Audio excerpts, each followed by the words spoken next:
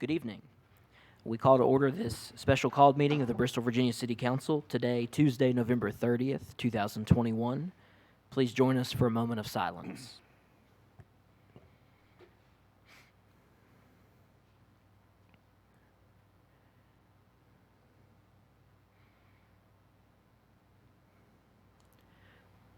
Please join us for the Pledge of Allegiance.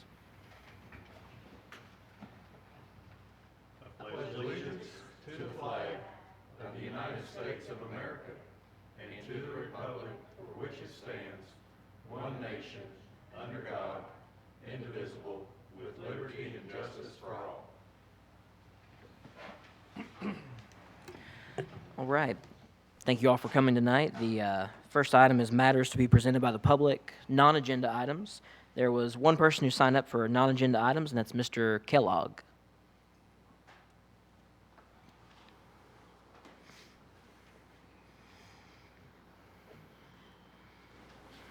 Good evening. Joel Kellogg, 1204 Maryland Avenue, Bristol, Tennessee.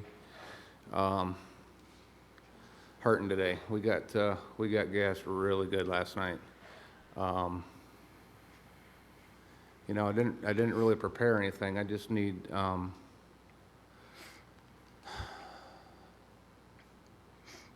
to talk about the morale of the citizens of our Twin Cities here. We've got a lot of people leaving, and we have a lot of people on the edge. So, you know, I know you say you're working on this. Doesn't seem to be a real sense of urgency. There's people out here that need help, and they need help today. And they don't need reassurances, and they don't need timelines. They don't need any of that. They need a place to go where they can breathe, where they can feel comfortable, where they don't feel suicidal, or they don't feel the need to take the law into their own hands. And, you know,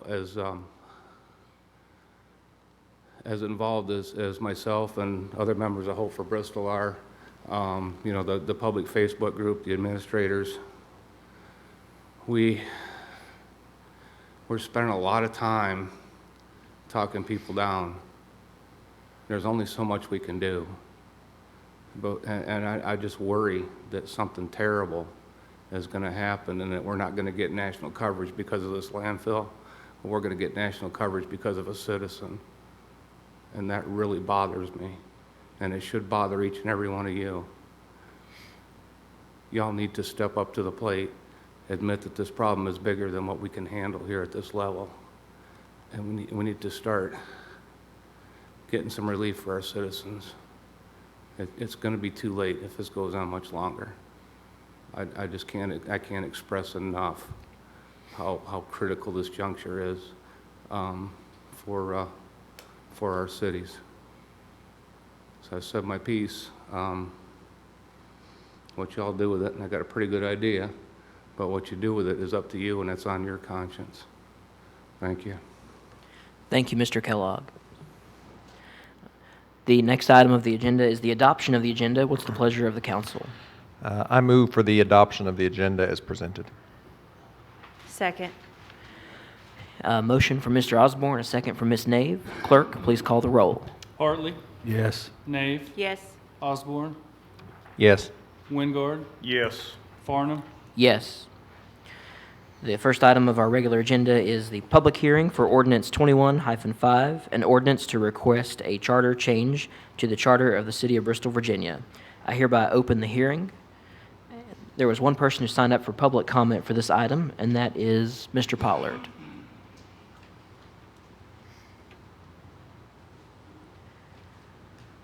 Thank you, Mr. Mayor, members of the council. I didn't know if the staff report was going to come first because Mr. Eads may address my comments. I sent him an email and with the issues that I had, and questions that I had.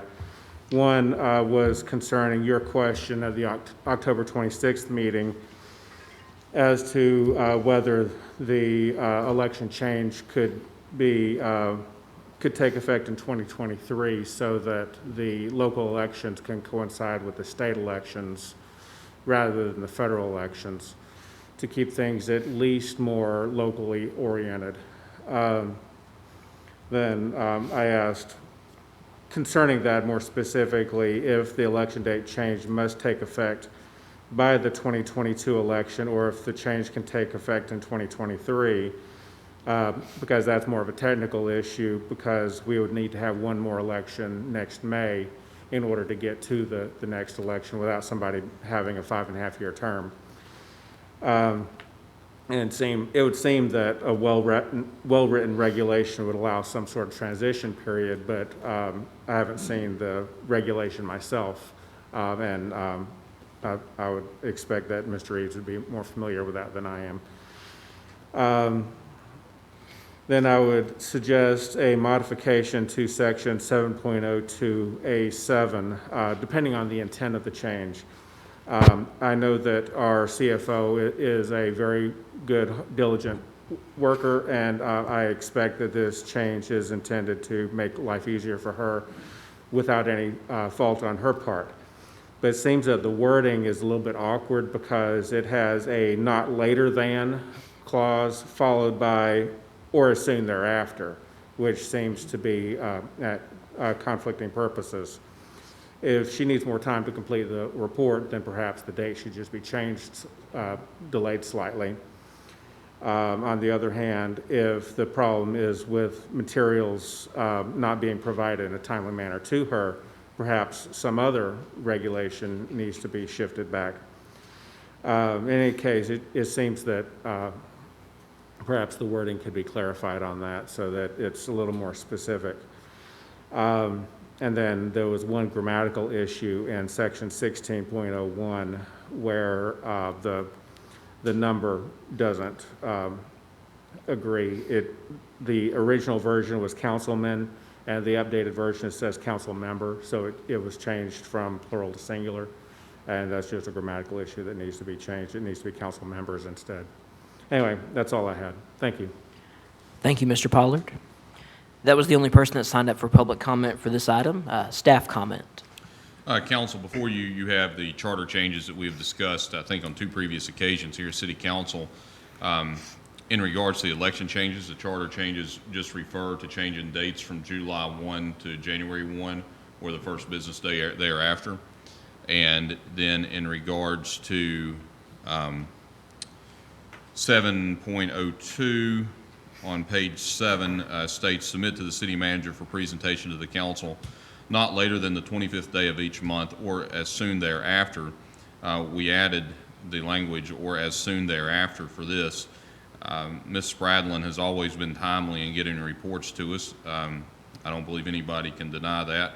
And I also, the reason for the or soon thereafter, there are times when maybe the 25th is on a holiday or you can't get things closed for various reasons quick enough to get that to the 25th, but I can't think of any times in my tenure here that Ms. Spradlin has presented this many times after the 25th, if at all. So while Mr. Pollard is correct where it states not later than the 25th day of each month, there's what we call a savings provision, or the conjunction there, or allows the opportunity for something other than what this charter would require. And I think of this as if Mr. Pollard or some other citizen would happen to bring a lawsuit against the city for not producing the reports to the city by the 25th day of each month, how I would argue this in court. And I could go straight face to the judge and say, Judge, Mr. Pollard is correct that, the report was not provided on the 25th. It may have been provided on the 27th. However, our charter also allows for the reports to be provided after the 25th by that savings provisions that states or as soon thereafter. So I believe in all sincerity the court would dismiss a plaintiff's claim against us at that point based on that language there. And in regards to the plural, the S on council member on page 14 of the agenda, it does state the present mayor and council members, so I'm not exactly sure what Mr. Pollard was looking at.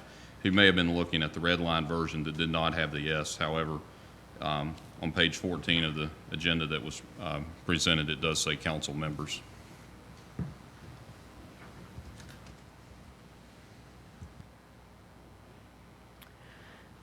All right, thank you very much. We hereby close the hearing. The next item is ordinance to request a charter change to the charter for the City of Bristol, Virginia. Nobody signed up for public comment for this item. Staff comment? Council, I just reiterate what I previously stated in the public hearing. So now we're looking for a motion and a second for the first reading of the ordinance by caption only. I make a motion that we have the first reading of this ordinance by caption only. Second. Okay. There's a motion from Mr. Osborne, a second from Mr. Hartley. Is there any council discussion? Just very briefly. So, the question about changing election dates to odd-numbered years. So just for background, so everybody understands, we originally did not make the request to move elections from May until November. That was something that happened at the General Assembly level. And Mr. Hartley and I both talked to the General Assembly about how we were opposed to it because it will cause an issue in my mind for people who want to be able to focus on local issues, getting caught up in national issues. But as far as moving it to something other than the federal election cycle, that would have had to have been done already in 2021. Is that correct? That's correct. It would have had to have been done prior to July 1 of 2021, and this is something we discussed internally, I know, with each council member, and I think maybe even at a council meeting sometime in the spring, and there was not a majority of council who wanted to move the elections to the odd election year. The majority of council wanted it in the even election years. So with that being said, we did not adopt an ordinance prior to July 1 of 2021 to have the election. We would have had the election now, either this past November. So, that time has passed.